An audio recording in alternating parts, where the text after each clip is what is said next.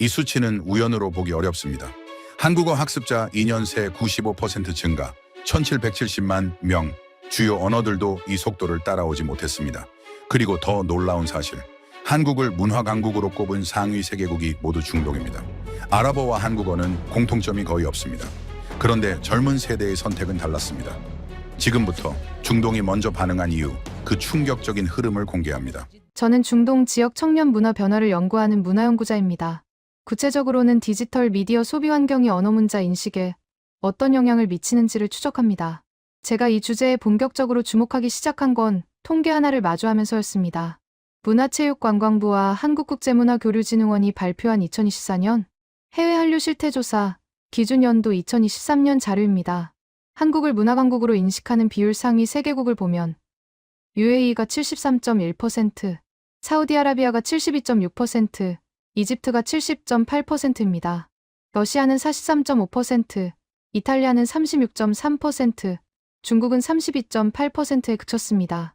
아시아권 국가들도 아니고 한국과 지리적으로 가까운 나라들도 아닙니다. 중동이 상위권을 독점한 겁니다. 처음엔 단순한 콘텐츠, 소비 패턴의 반영이라고 생각했습니다. 중동 지역에서 한국 드라마와 케이팝에 대한 관심이 높다는 건 이미 여러 경로로 확인되던 사실이었으니까요. 같은 조사에서 중동 응답자들이 한국 콘텐츠를 경험한 후 한국에 대한 인식이 긍정적으로 바뀌었다고 응답한 비율, 사우디아라비아가 89.5%, UAE가 88.9%, 이집트가 88.3%였습니다. 26개국 평균이 72.9%였으니 이 지역의 수치는 평균을 크게 웃돕니다. 그런데 저를 멈추게 한 건 다른 항목이었습니다.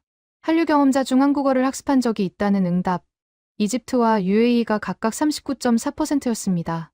전체 26개국 평균은 26.8%였습니다. 중동 주요 국가들이 평균을 10%포인트 이상 웃도는 수치입니다. 콘텐츠를 소비하는 데서 그치지 않고 언어로 넘어가려는 움직임이 관측되고 있다는 뜻입니다. 저는 이 지점이 흥미로웠습니다. 한국어와 아랍어는 어족 분류부터 다릅니다.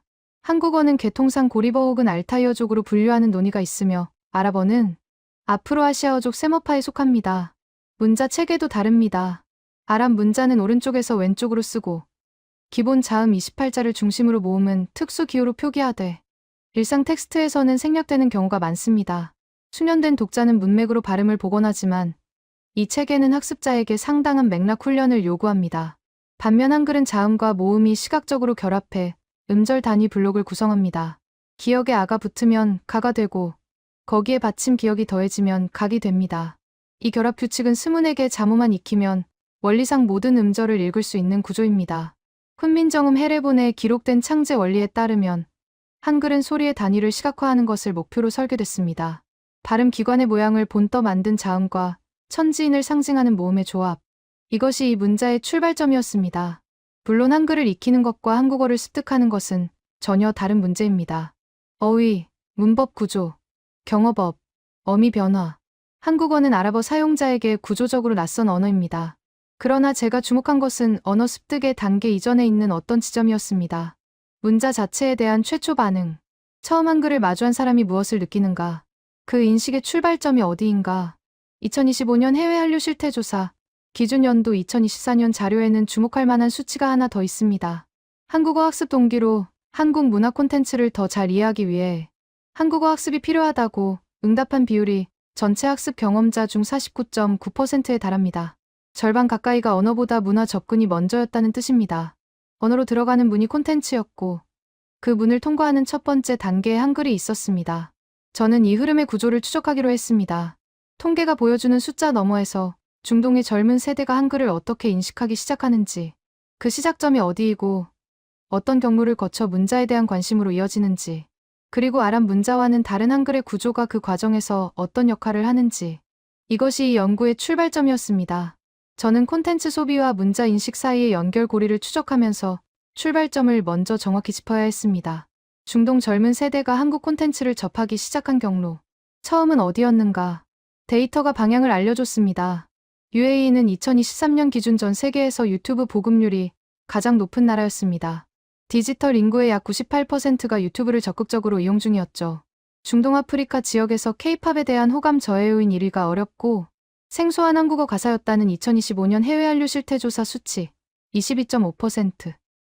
이것은 역설적으로 무엇을 뜻하는가? 가사를 듣고 있다는 겁니다. 소리를 듣고, 자막을 보고, 화면 위 한글을 인식하고 있다는 뜻입니다.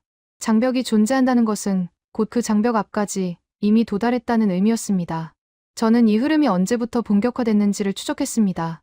K-팝이 중동에 처음 진입한 건 아이돌 단독 공연이 처음 성사된 시기로 거슬러 올라갑니다. 한국 아이돌 그룹 슈퍼주니어가 아시아 가수 최초로 사우디아라비아 단독 공연을 열었을 때 현지 언론은 생방송으로 중계하고 신문 일면에 보도했습니다.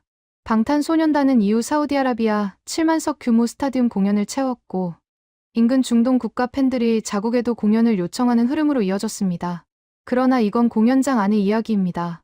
제가 주목한 건 공연장 밖 스마트폰 화면 앞이었습니다. 유튜브와 스트리밍 플랫폼이 이 지역에서 K-팝 소비의 주된 경우였고 그 화면 안에는 항상 한글이 있었습니다.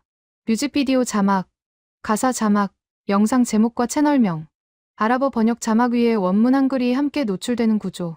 반복 시청이 거듭될수록 한글은 배경이 아니라 화면의 일부로 인식되기 시작했습니다. 저는 여기서 중요한 구조적 차이 하나를 짚어야 했습니다. 중동 지역 젊은 세대가 이전에 접해온 외국 콘텐츠, 주로 영미권 팝과 드라마에서는 문자가 이렇게 전면에 나오지 않았습니다. 영어 팝을 들을 때 알파벳 문자가 화면을 채우지는 않습니다. 그런데 K-팝은 달랐습니다. 한글 로고, 한글 타이틀, 한글 가사 자막, 문자 자체가 콘텐츠의 시각적 정체성으로 기능했습니다. K-팝이 호감 저해요인 1위로 언어 장벽을 꼽는다는 수치는 뒤집어 보면 이미 K-팝 소비자들이 그 언어에 충분히 노출되어 있다는 증거이기도 합니다. 언어가 낯설다고 느끼려면 일단 그 언어를 반복해서 들어야 합니다. 들으면서 동시에 화면 속 문자를 봐야 합니다. 그 과정이 쌓였을 때 비로소 장벽이 있다는 인식이 형성됩니다.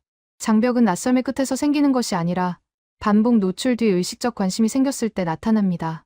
저는 이 시점을 침묵의 준비 단계라고 명명했습니다.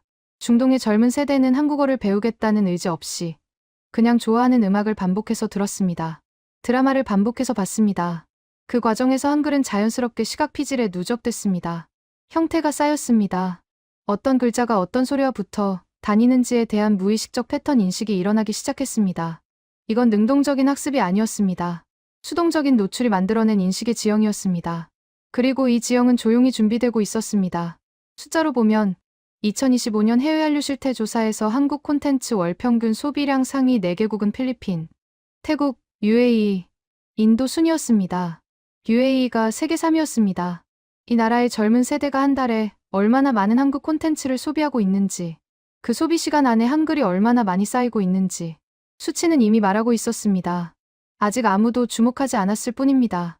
중동 신흥 권역에서 한국 콘텐츠 소비가 음식보다 영화, 음악, 드라마 중심으로 더 높다는 조사 결과도 이 흐름을 뒷받침합니다. 먹는 것보다 보고 듣는 것을 먼저 접한 겁니다. 화면을 통해서. 그리고 그 화면 안에는 언제나 한글이 있었습니다. 이것이 한글 인식이 형성되기 시작한 환경의 조건이었습니다. 아직 의식의 표면 위로 올라오지 않았지만 준비는 이미 시작되고 있었습니다.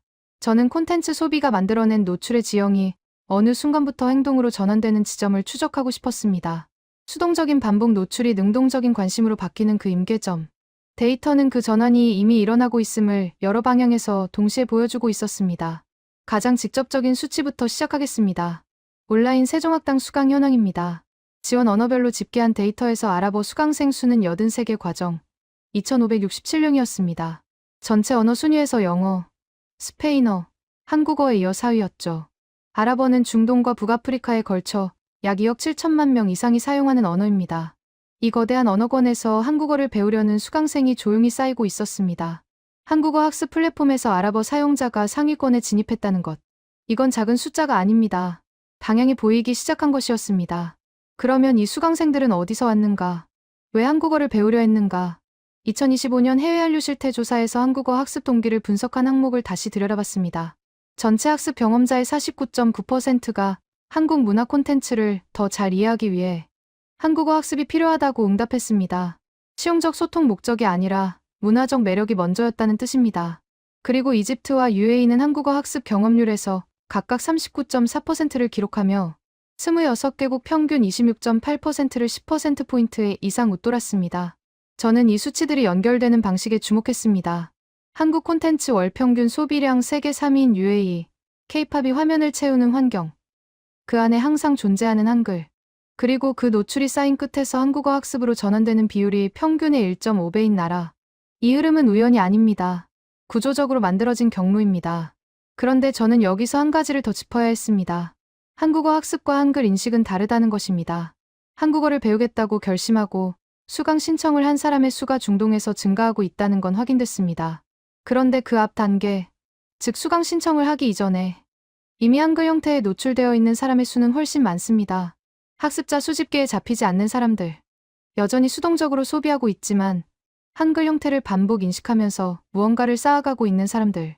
이 구분이 중요한 이유가 있습니다. 한글 자체의 구조적 특성과 연결되기 때문입니다. 세종학당 수강생이 됐든 유튜브 앞에서 K-팝을 반복, 재생하는 10대가 됐든 한글을 처음 마주하는 사람이 공통적으로 경험하는 것이 있습니다. 소리와 형태가 연결된다는 최초의 감각입니다. 아랍 문자 체계와의 구조적 차이가 이 지점에서 두드러집니다. 아랍어는 자음 중심의 표기 체계로 일상 텍스트에서 모음이 생략됩니다. 맥락이 없으면 발음을 확정하기 어렵고 그 맥락은 학습과 경험의 축적을 통해서만 획득됩니다. 반면 한글은 자음과 모음이 시각적으로 결합된 음절 블록 구조입니다. 기역과 아가 합쳐지면 가, 니음과 아가 합쳐지면 나. 스문에게 자모의 결합 원리를 파악하면 원칙적으로 모든 음절을 읽을 수 있습니다. 소리와 형태 사이의 거리가 아랍어보다 가깝습니다. 예외가 적고 규칙이 보이며 규칙을 발견했을 때 성취감이 빠릅니다. 이 성취감이 반복을 만든다는 관측이 있습니다. 온라인 한국어 학습 플랫폼에서 K-팝 팬 출신 학습자들의 학습 지속률이 다른 동기 그룹보다 높다는 경향이 보고된 바 있습니다. 그러나 방향은 분명합니다. 좋아하는 음악을 듣다가 가사를 읽어보고 싶어졌을 때 한글은 진입 장벽이 낮은 문자로 인식된다는 것입니다. 다음으로 주목할 수치가 있습니다. 전 세계 세종학당 수강생은 2007년 740명에서 2022년 처음으로 11만 명을 돌파했습니다. 15년 만에 약 149배 증가한 수치입니다. 그리고 한국어 세계화 전략에 따라 UAE 거점 세종학당이 중동권 확장의 거점으로 설정됐습니다. 중동을 한국어 학습 잠재 지역으로 전략적으로 분류하고 그 중심에 UAE를 놓은 겁니다. 이건 수요가 먼저 생겼고 공급이 그 뒤를 쫓은 구조입니다. 수요는 어디서 왔습니까? 화면에서 왔습니다. 유튜브 보급률 세계 1위 국가에서 K-팝과 드라마를 매월 세계 3위 수준으로 소비하는 나라에서 그 화면 안에서 반복, 노출된 한글이 서서히 형태로 인식되기 시작했습니다. 그리고 그 형태가 쌓인 일부에서 학습 행동이 시작됐습니다. 이것이 승인 단계에서 제가 관찰한 변화의 구조입니다. 2023년 K-팝 해외 매출액은 전년 대비 34.3% 증가한 1조 2377억 원으로 추산됐습니다. 이 수치는 피지컬 음반 판매, 스트리밍, 해외 공연 세 영역을 합산한 것이며 한국문화관광연구원이 분석한 결과입니다. 중동에서의 K-팝 소비가 이 매출의 일부를 구성하고 있고 그 소비가 늘어날수록 한글 노출도 늘어납니다. 노출이 쌓이면 인식이 생기고 인식이 쌓이면 학습 행동이 나타나는 구조. 이 연쇄는 이미 작동하고 있었습니다. 저는 이 시점을 첫 번째 균열의 조짐이라고 정의했습니다. 아직 폭발적인 전환은 아닙니다. 그러나 무언가가 움직이고 있었습니다. 한글을 의식적으로 인식하기 시작한 사람들. 세종학당 아랍어 수강 인원이 전체 4위로 진입한 현실. 한국어 학습 경험률에서 평균을 10%포인트 이상 초과한 중동 주요 국가들. 숫자가 방향을 가리키고 있었습니다. 그 방향의 끝에 무엇이 있는지는 다음 단계에서 더 분명해집니다. 숫자가 쌓이면 구조가 보입니다. 저는 이제 개별 수치를 넘어서 더 큰 틀을 보기 시작했죠.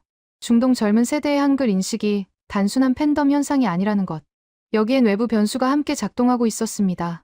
세 방향에서 동시에요. 첫 번째는 플랫폼이었습니다. 유튜브입니다. UAE는 전 세계에서 유튜브 보급률 1위인 나라입니다. 디지털 인구의 약 98%가 적극적으로 이용 중이에요. 이 나라에서 알고리즘은 사람의 취향을 학습하고 K-팝 영상 하나를 보면 다음 영상을 연달아 추천합니다. 한번 들어가면 빠져나오기 어렵죠. 그리고 그 화면마다 한글이 있습니다. 영상 제목, 아티스트 이름, 가사 자막, 댓글. 알고리즘이 한글을 반복 노출하는 구조를 스스로 만들어낸 겁니다. 이건 의도된 교육이 아니었습니다. 소비가 만든 노출이었죠. 틱톡도 마찬가지입니다.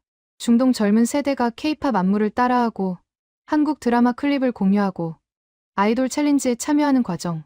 그 영상들 안에는 항상 한글이 붙어 다닙니다. 자막으로, 스티커로, 화면 구성의 일부로요. 짧은 영상이 반복 재생되면서 한글 형태는 시각 피질에 조각조각 쌓입니다. 두 번째는 교육 공급 측의 반응이었습니다. 수요가 먼저 생겼고 공급이 뒤를 쫓기 시작했습니다. 세종학당 아랍어권 거점이 UAE에 설립된 건 이 흐름을 공식적으로 확인한 신호였습니다. 세계한국어 세계화 전략에서 중동권 거점 세종학당 확충이 명시적으로 포함됐죠. 수요가 없는 곳에 거점을 놓지는 않습니다. 이미 학습자들이 몰리고 있었다는 뜻입니다. 국립국어원이 운영하는 한국어 학습사전의 2025년 누적 방문자 수는 2천만 명을 돌파했습니다. 2024년 총 방문자 수 932만 명보다 2.1배 증가한 수치예요. 11개 언어 번역본 중에는 아랍어도 포함됩니다. 한국어 아랍어 학습사전에 대한 접근이 늘고 있다는 뜻이죠. 한글을 아랍어로 설명받으려는 수요가 움직이고 있습니다. 세 번째가 가장 핵심적이었습니다. 한글 자체의 구조적 특성입니다. 아랍어권 학습자를 대상으로 한 한국어 교육 현장에서 반복적으로 확인되는 사실이 있습니다. 한글의 자음자 표기를 정확히 이해하기만 하면 조합 원리가 빠르게 파악된다는 거예요. 기역, 이은, 디귿, 리을, 자음 각각의 모양은 낯설지만 그 자음이 모음과 결합해 블록을 이루는 방식은 규칙이 명확합니다. 예외가 적어요. 보면 구조가 보이는 문자입니다. 아랍어와 비교해보면 이 차이가 더 뚜렷해집니다. 아랍 문자는 자음 28자를 기본으로 하는데 같은 자음이라도 단어 내 위치에 따라 형태가 달라집니다. 단독형, 어두형, 어중형, 어말형. 하나의 자음이 최대 4가지 형태를 갖습니다. 모음은 일상 텍스트에서 생략되고 맥락으로 복원해야 하죠. 이 체계를 익히는 데는 상당한 시간이 걸립니다. 한글은 다릅니다. 자음 19자, 모음 21자. 조합 규칙은 단순합니다. 초성 자음, 중성 모음, 종성 자음이 블록 안에 배치됩니다. 기역에 알을 붙이면 가가 되고 기역에 알을 붙이고 받침 기역을 추가하면 각이 됩니다. 이 원리를 한번 이해하면 처음 보는 음절도 읽을 수 있습니다. 완전히 이해하지 못해도 형태 자체가 보이기 시작합니다. 소리와 형태 사이의 거리가 가깝기 때문이죠. 이 특성이 콘텐츠 반복 소비와 만났을 때 어떤 일이 일어나는지가 관건이었습니다. K-팝 뮤직비디오에서 자막을 반복해서 보는 사람이라면, 아이돌 이름의 한글 표기를 반복해서 접하는 사람이라면 어느 시점에서 특정 문자 조합이 특정 소리와 연결된다는 감각을 갖게 됩니다. 학습이 아닙니다. 패턴 인식이에요. 인간의 뇌가 반복 노출해서 규칙을 추출하는 방식. 그게 작동하기 시작한 거죠. 저는 이 세 가지 흐름이 서로 독립적이지 않다는 데 주목했습니다. 플랫폼이 노출을 만들고 교육 인프라가 전환을 받아주며 한글의 구조적 특성이 그 전환을 상대적으로 쉽게 만들었습니다. 외부 변수가 따로따로 작동한 게 아니라 동시에 맞물려 돌아간 겁니다. 이건 단발적인 문화 수용이 아니에요. 구조적인 변화의 조건이 만들어지고 있었습니다. 스케일이 커지고 있었습니다. 중동 한류 동호인 수는 2017년 기준 19만 명으로 집계됐고 이후 상승세가 관측됩니다. K-팝 해외 매출은 2023년 1조 2377억 원을 기록했고 이 시장은 서구권과 동시에 중동으로도 확장 중입니다. 구조가 갖춰지고 있었습니다. 한글을 단순히 소비하는 단계에서 인식하는 단계로, 그리고 일부에서는 학습하는 단계로 넘어가는 흐름. 이 흐름의 임계점이 어디인지 저는 더 가까이 다가가기 시작했습니다. 저는 이 시점에서 한 가지 질문을 정면으로 마주해야 했습니다. 한글이 빠르게 인식된다는 반응. 이것이 단순한 인상인가, 아니면 구조적인 근거가 있는가? 답은 구조에 있었습니다. 훈민정음 해례본에는 창제 원리가 명시돼 있습니다. 자음은 발음 기관의 모양을 본뜬 것이고, 모음은 천지인의 세 요소를 결합해 만든 것이라고요. 기역은 혀뿌리가 목구멍을 막는 모양, 이은은 혀끝이 위신몸에 닿는 모양, 미음은 입술이 닫히는 모양. 형태에 의미가 있었습니다. 소리의 원리가 글자 안에 들어 있었죠. 이 설계가 만들어낸 결과가 있습니다. 자음 19자와 모음 21자, 그리고 이 자모가 결합하는 규칙. 초성 자음이 왼쪽 또는 위에, 중성 모음이 오른쪽 또는 아래에, 종성이 있다면 아래에. 블록 하나가 음절 하나입니다. 규칙이 눈에 보입니다. 예외가 적습니다. 소리와 형태 사이의 거리가 가깝습니다. 언어 습득 이론에서 말하는 이해 가능한 입력이라는 개념이 있습니다. 학습자의 현재 수준보다 약간 높은 수준의 입력이 들어올 때 습득이 일어난다는 거죠. 한글이 K-팝 소비 환경에서 작동하는 방식이 정확히 이 조건과 맞았습니다. 아예 모르는 문자가 아니었습니다. 반복 노출로 어느 정도 형태가 눈에 익었죠. 그 상태에서 규칙 하나를 파악하면 다음 음절이 읽혔습니다. 이 경험이 학습을 당깁니다. 데이터가 이 흐름을 뒷받침합니다. 듀오링고 기준, 한국어 학습자는 2년 만에 906만 명에서 1770만 명으로 늘었습니다. 증가율 95%입니다. 스페인어 64%, 프랑스어 52%, 일본어 77%를 모두 웃도는 수치입니다. 전 세계에서 한국어 학습의 진입 장벽이 낮아지고 있다는 신호입니다. 플랫폼이 반복 노출을 만들고 구조가 빠른 인식을 허락했을 때 일어나는 일이죠. 아랍어권 학습자에게 한글은 어떻게 인식될까요? 아랍 문자와의 비교가 이 지점에서 핵심입니다. 아랍어는 같은 자음이 단어 내 위치에 따라 최대 4가지 형태를 갖습니다. 단독형, 어두형, 어중형, 어마령이죠. 모음은 일상 텍스트에서 생략됩니다. 맥락 없이는 발음을 확정하기 어렵습니다.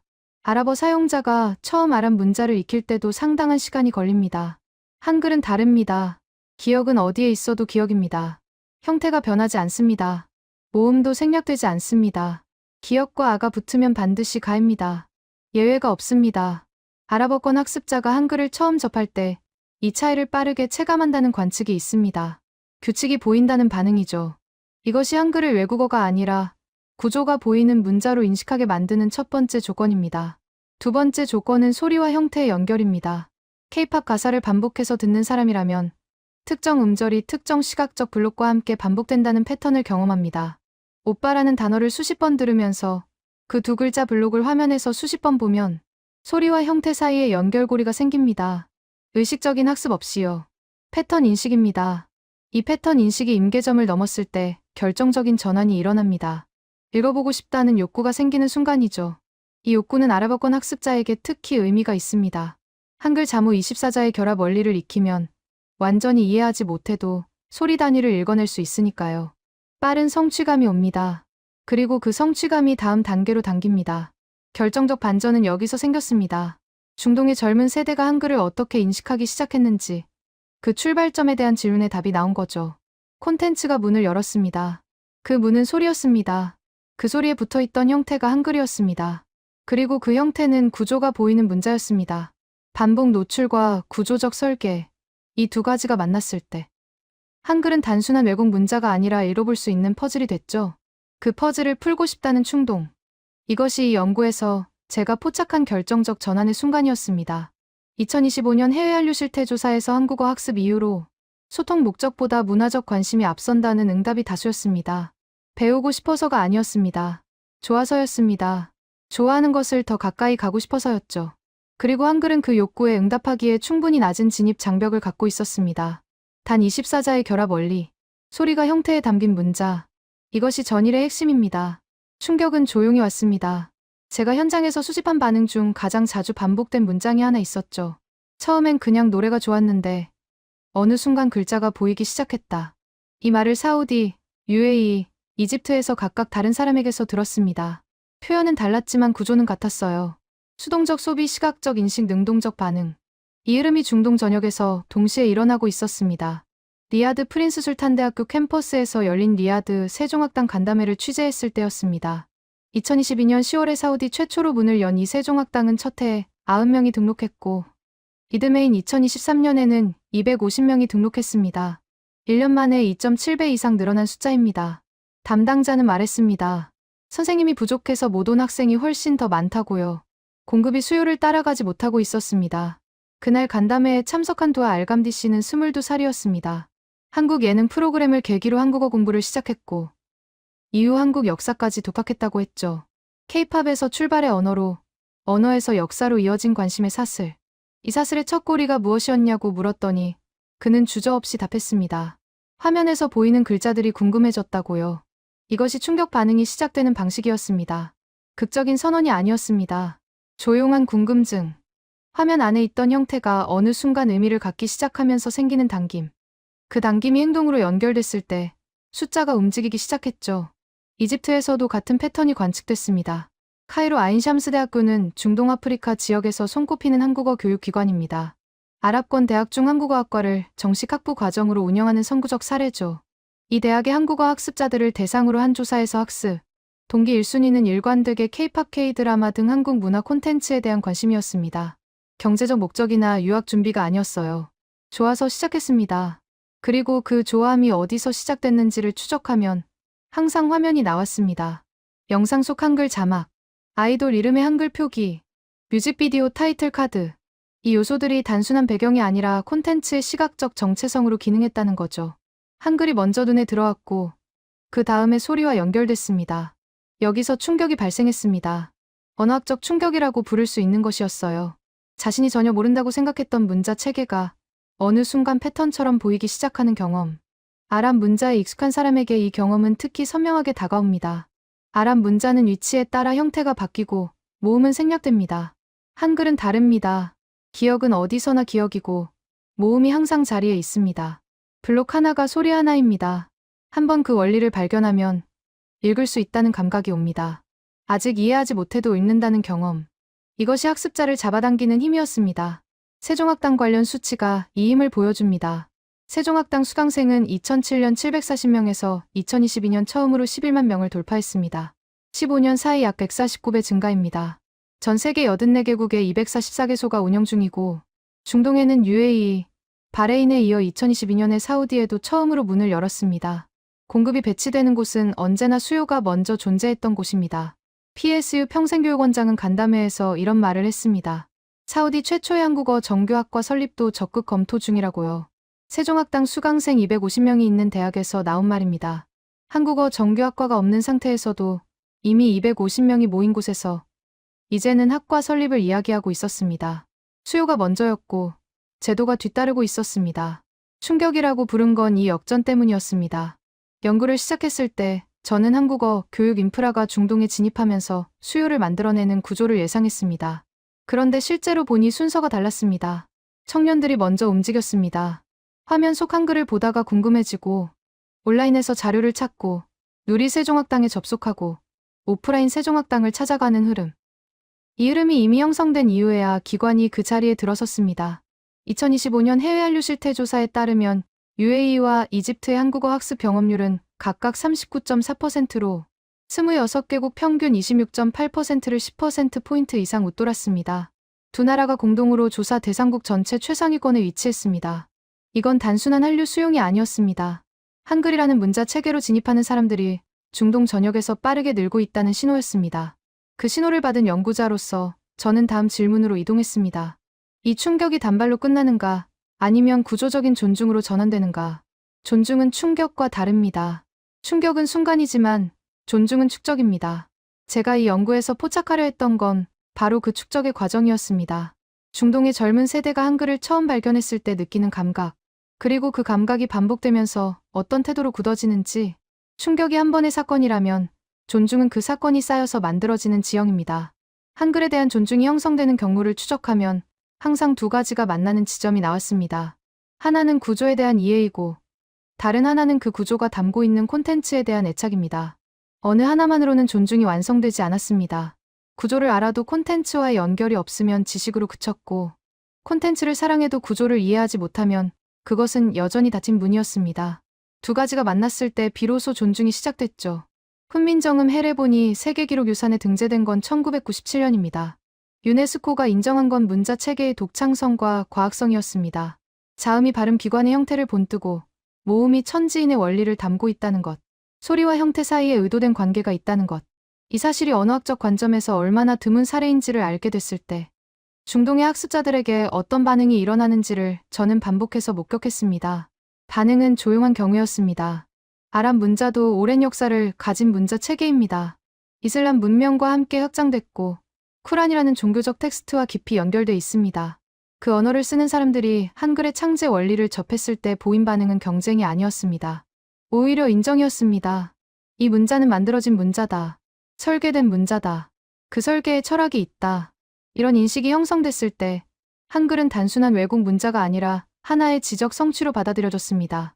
2025년 해외 한류 실태 조사에서 한국을 문화 강국으로 인식하는 비율이 UAE 73.1%, 사우디 72.6%, 이집트 70.8%였습니다. 조사 대상 26개국 중 상위 3자리를 중동 국가가 차지했습니다. 러시아 43.5%, 이탈리아 36.3%, 중국 32.8%와 비교하면 그 차이가 더 선명하게 보입니다. 지리적으로 멀고 언어 계통도 전혀 다른 지역에서 이 수치가 나왔다는 것.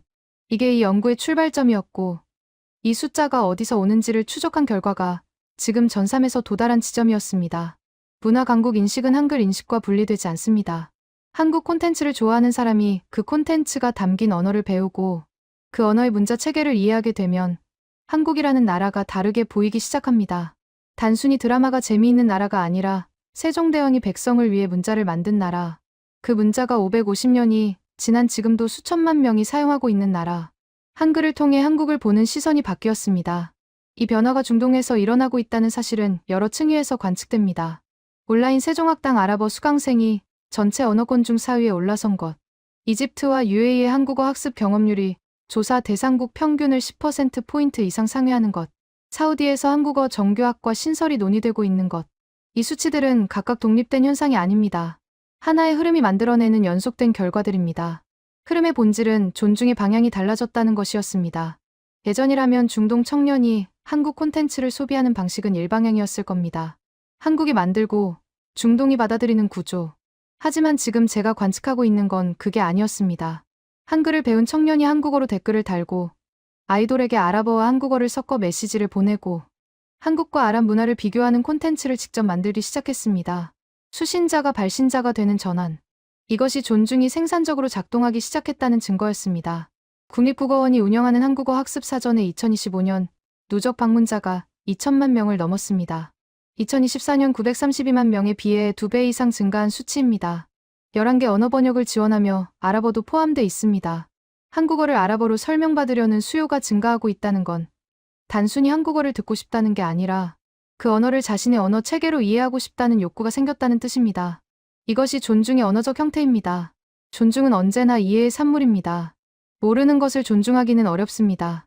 한글이 어떤 원리로 만들어졌는지, 24자의 결합이 어떤 방식으로 소리를 담아내는지, 그리고 그 설계 안에 어떤 철학이 있는지를 이해한 후에야 비로소 경외의 자리가 생깁니다. 중동의 청년 세대에게 지금 그 자리가 만들어지고 있었습니다. 그리고 그 자리는 한글에 대한 존중으로 끝나지 않았습니다. 한글을 통해 한국을 보는 시선이 달라졌고 한국을 통해 세계와 연결되려는 욕구가 생겼습니다. 리야드의 22살 두아 알감디가 말했던 것처럼 언젠가는 한국에서 살아보고 싶다. 이 문장 하나가 전삼의 결론이었습니다. 충격은 행동을 만들었고 행동은 이해를 만들었고 이해는 존중을 만들었습니다. 그리고 존중은 다음 장으로 이어졌죠. 연구를 마무리할 시점이 됐을 때 저는 처음 질문으로 돌아갔습니다. 왜 중동인가?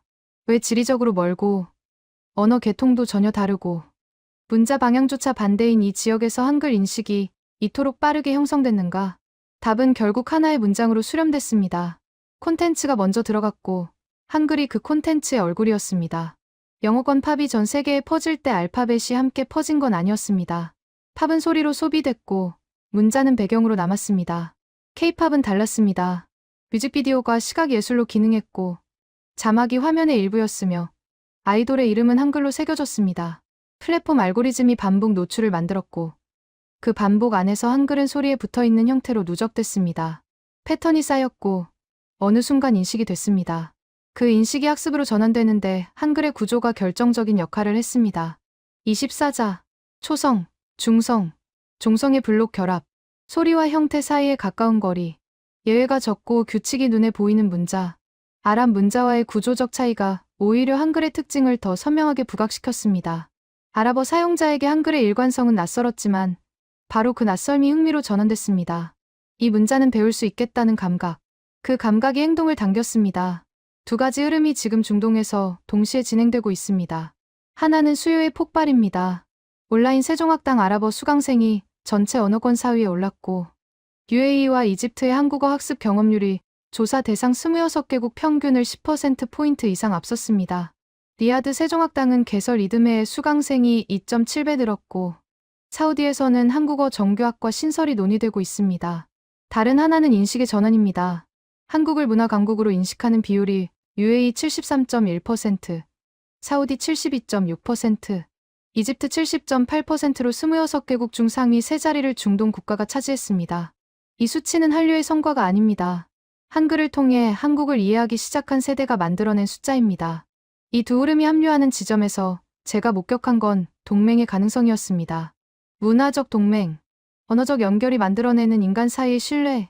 두아 알감디가 한국 대통령 방문 통역을 맡은 건 단순한 개인의 성취가 아니었습니다.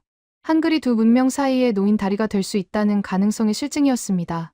22살이 한국어로, 아랍어로 두 언어를 오가며 두 나라 사이에 섰을 때 그 자리를 만든 건 정책도 제도도 아니었습니다. 화면 속 한글을 보다가 궁금해졌던 어느 날의 감각이었습니다. 저는 이 연구를 한글의 우수성을 증명하는 작업으로 시작하지 않았습니다. 중동 청년 세대의 미디어 소비 패턴이 언어 인식에 어떤 영향을 미치는지를 추적하는 작업으로 시작했습니다. 그런데 추적하다 보니 한글이 있었습니다.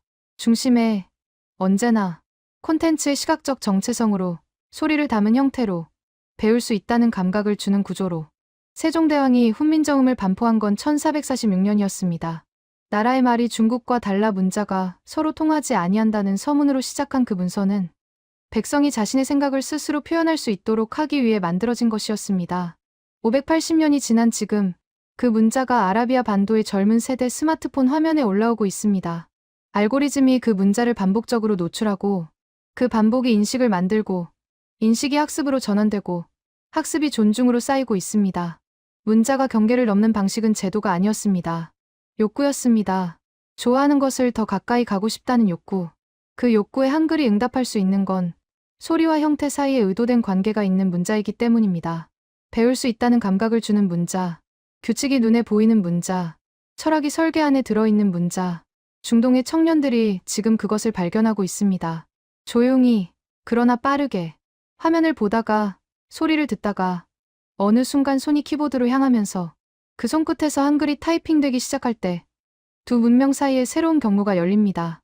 이 연구가 기록하려 했던 건 바로 그 경로의 시작이었습니다.